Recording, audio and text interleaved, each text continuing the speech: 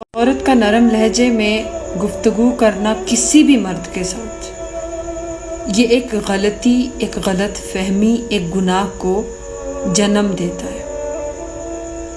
اب عورتیں نہ تو کسی سے سلام کرنے کی اجازت ہے ان کو، اور نہ ہی نرم لہجے میں ان کو کسی سے گفتگو کرنے کی اجازت ہے۔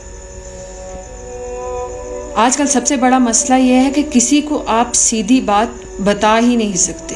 اگر آپ سیدھی بات بتائیں گے تو اس کے پاس ایک اپنی دلیل موجود ہوتی ہے۔